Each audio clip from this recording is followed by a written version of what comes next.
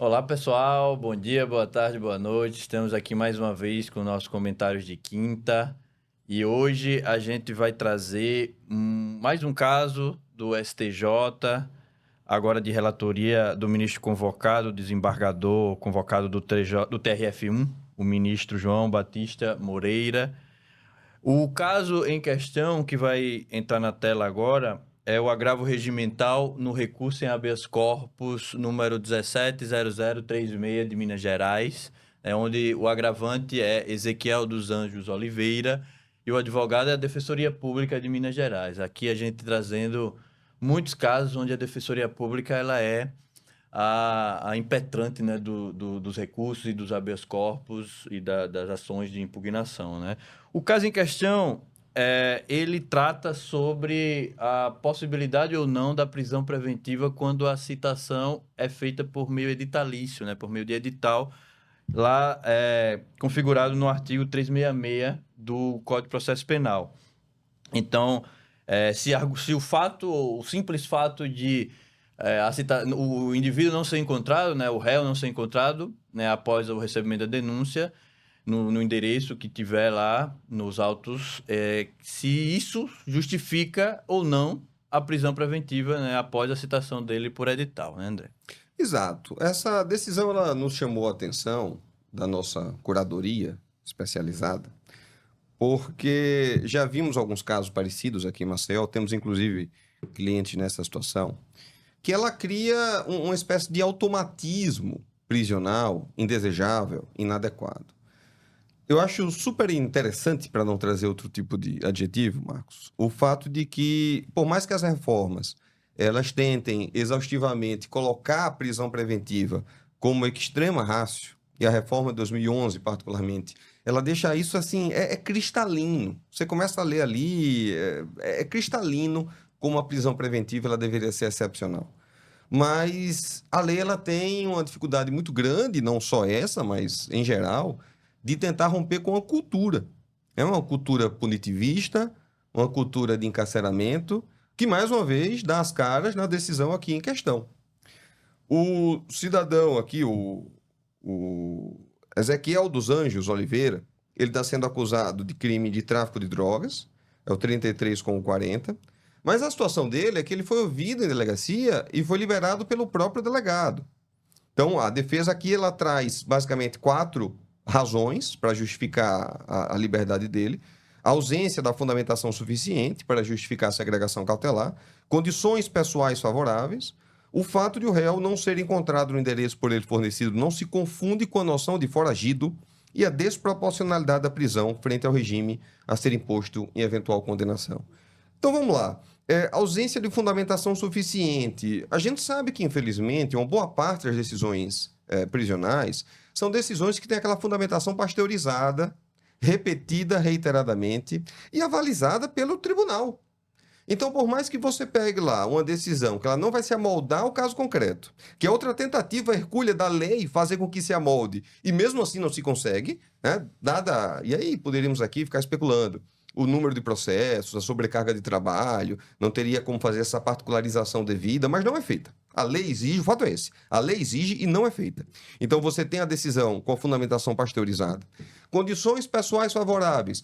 Nós sabemos, minha gente, você aí que está escutando a gente, que é advogado criminalista, labuta na área já há algum tempo, você sabe que as condições pessoais, elas não são suficientes para soltar.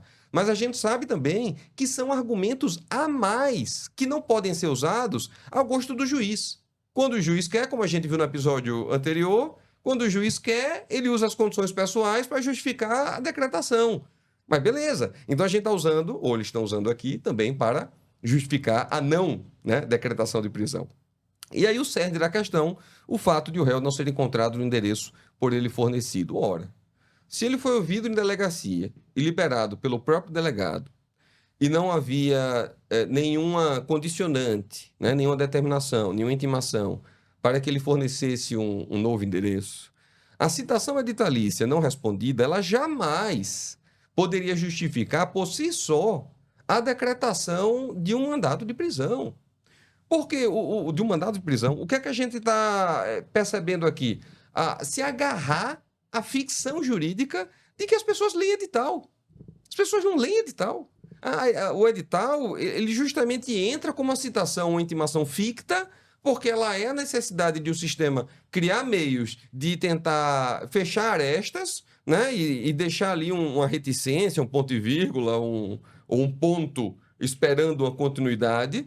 Mas não se pode agarrar a essa ficção e entender que ela é a grande verdade da vida e ele leu o edital e não respondeu o edital e por isso a prisão deveria ser decretada.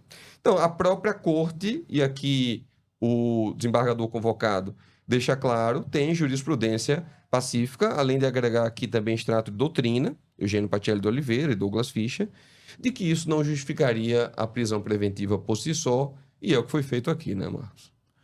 Então, pessoal, no processo penal, como é que deve ser feita a citação, né? Se a gente voltar um pouco, a gente sabe que a decisão de recebimento de denúncia, né, que inicia o processo, e aí deveria ser fundamentada, bem fundamentada, porque é talvez uma das principais decisões do processo, ela não é fundamentada, a gente sabe que é um copia e cola, é um modelo pronto, e aí fere hoje em dia o parágrafo 2º do artigo 315, né, do Código de Processo Penal, mas é ferido diariamente em todo o Brasil, essa ausência de fundamentação, né, que causaria nulidade. Mas após o recebimento da denúncia, o réu ele precisa ser citado para responder à acusação, né, iniciar o processo, ele entrar no processo e responder à acusação. Essa citação no processo penal ela precisa ser pessoal. Ela é obrigatória essa citação pessoal por meio de oficial de justiça, né? Por meio de cumprimento de mandado judicial. Quando ele não é encontrado no endereço, como o André falou, né?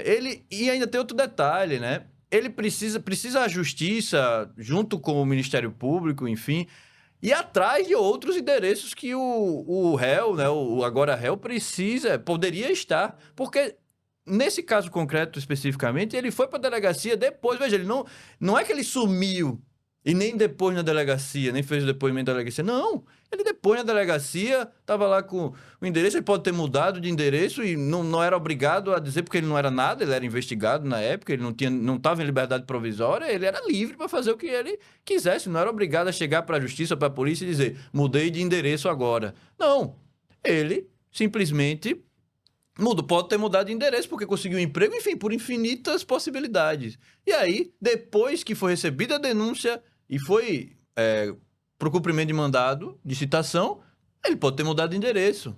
E aí não for encontrado ele pessoalmente, e aí já vem a citação por edital. Como o André disse, ninguém lê edital. Eu desconheço pessoa que fica lendo edital, né, para saber se foi citado, para saber se tem processo. É um hobby um tanto quanto estranho. É um hobby muito estranho. Quem lê edital, pessoal, desconfie. Todo dia, tu vou entrar para ver se tem alguma coisa. Desconfia, é uma pessoa paranoica, provavelmente. Então, e aí já é considerado foragido por causa disso. Veja, a gente não está falando aqui com uma pessoa que está em liberdade provisória, tem alguma cautelar, precisa informar endereço caso mude. Não é esse caso. Ele era investigado na época que ele depôs na polícia.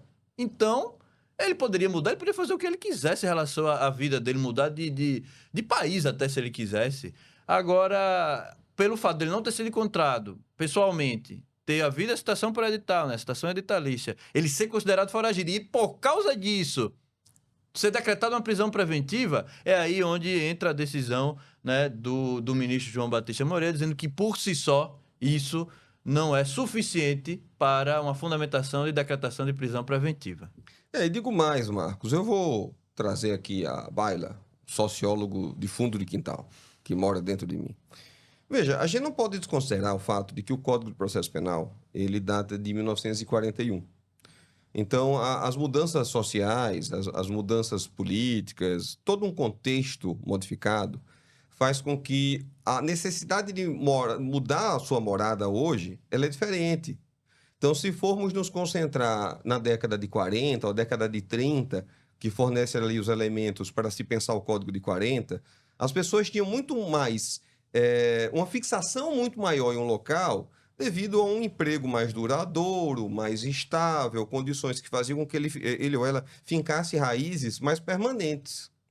Hoje em dia, a gente sabe que todo um contexto neoliberal fez com que os trabalhos se tornassem cada vez mais precarizados, e essa precarização, muitas vezes, demanda do trabalhador o quê? A mudança de endereço para se ajustar às novas condições. É o famoso corre. Então, a gente tem alguém que não tinha a obrigação legal de fornecer novo endereço, e, em virtude disso, sendo investigado, no corre da vida, provavelmente, ele se muda. Ele se muda. E aí ele é procurado em 2 endereços, não é encontrado, é feito o edital, e ao fazer o edital ele não responde, já se presume a sua fuga. Eu diria que me espanta, Marcos, mas não me espanta em absoluto, a decisão do tribunal aqui em questão, tendo o extrato citado pelo ministro, pelo desembargador convocado, que coloca que as condições pessoais não são suficientes, e aí houve a citação em 2 endereços, ele não respondeu o edital, e aí cola a resposta do magistrado, que decretou a prisão. No final diz, está vendo? Olha aí, o magistrado disse, é caso de prisão. Então, não assiste a razão à defesa, que, infelizmente, é o que a gente vê cotidianamente na maioria dos tribunais, talvez, né? Nós vemos que há um esforço mínimo para, basicamente, manter o que está lá, porque o remédio heróico perde cada vez mais a sua heroicidade, se é que existe essa palavra. Não existe, eu estou me dando ao luxo de estar criando ela agora. Eu também não queria deixar de mencionar, ao fim aqui desse episódio, que se trata de um agravo regimental no recurso em habeas corpus. Então, mais uma vez, Marcos, fica aqui o registro de que a via crucis aqui do agravante foi uma via longa, né? Então, ele entrou com habeas corpus, o habeas corpus foi denegado, ele levou o habeas corpus até o STJ, teve que conseguir isso em sede de recurso, de agravo regimental no recurso. E o detalhe é que foi a Defensoria Pública, né? A Defensoria Pública entrou com todos esses recursos. Então, parabenizar aqui a Defensoria Pública por não desistir também, né? Como você é advogado, você é advogada, não pode e não deve desistir em relação ao seu cliente porque teve uma derrota no tribunal ou até mesmo no voto monocrático de algum ministro do STJ ou do STF. Sempre tentar ir ao máximo nos recursos e chegar no colegiado. Chegar de alguma forma no colegiado das cortes. Exatamente. Bem, eu queria aproveitar aqui esse final de episódio para fazer algo que eu devia ter feito já em outros episódios, mas sempre esqueço, que é fazer um agradecimento a algumas pessoas que, mesmo sem saber, acabam contribuindo aqui com a nossa curadoria de decisões. Eu sempre estou acompanhando ali as publicações do Rosmar, meu amigo Rosmar, abraço forte, Rosmar. Sempre você está publicando, estou de olho para ver essa decisão é boa, vou levar para o comentário de quinta, vou mostrar o Marcos. Queria agradecer, dificilmente mais está assistindo aqui, mas queria agradecer a Caio Paiva, também acompanho ali as decisões publicadas por ele. E queria agradecer aqui particularmente a Paulo Gustavo, professor da CEUNE, professor da Nassau, se eu não me engano. Também uma das decisões que temos trazido nessa leva, ela veio à tona do episódio anterior. A decisão da ministra Daniela, eu vi no Twitter do Paulo Gustavo. Então, abraço, Paulo Gustavo. Obrigado aí por fazer essa curadoria não intencional. E continuam abertas as inscrições da nossa mentoria.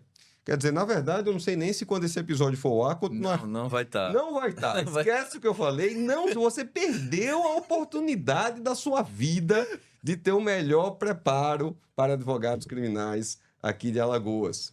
Guarda a próxima, turma 3 virá, porque a turma 2 já está sendo um sucesso.